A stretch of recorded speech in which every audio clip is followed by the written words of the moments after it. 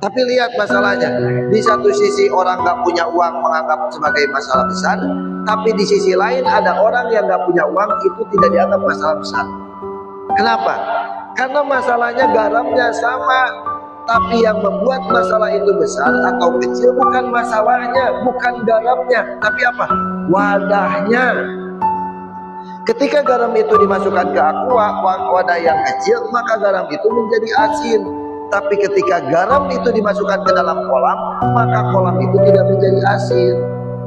Ketika masalah itu timbul atau masalah itu kemudian hingga atau datang ke hati yang sempit, betapapun masalah itu kecil, maka masalah itu akan menjadi besar. Sebaliknya, ketika kemudian ada masalah besar, tapi kemudian datang kepada orang yang hatinya lapang, hatinya luas, maka masalah itu menjadi kecil. Jadi ada nggak masalah besar kecil itu? Nggak ada. Yang ada itu hati kitanya lapang atau sempit.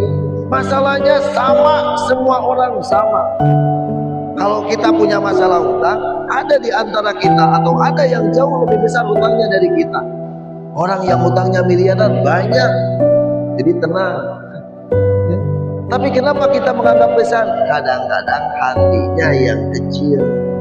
Pertanyaannya, untuk memperluas hati ini kenapa apa? Supaya hati ini menjadi luas, sehingga masalah yang besar pun bisa menjadi kecil. Kan begitu? Bagaimana cara memperbesar wadah atau ruang itu supaya ketika kita mendapat masalah itu tidak menjadi besar? Bagaimana caranya? Caranya dengan mengenal Allah. Dengan mengenal Allah, masalah segede apapun masih punya Allah. Makanya kenapa Allah menyuruh kita sholat, kenapa Allah menyuruh kita ibadah, supaya masalah apapun yang datang kepada kita tidak dianggap besar. Karena hakikat masalah terbesar dari kita itu tidak mengenal Allah. Hakikat terbesar dari masalah kita itu. Jadi kalau kita simpulkan, masalah besar kita itu bukan gak punya uang, masalah besar kita itu bukan gak punya keturunan, masalah besar kita itu bukan gak punya.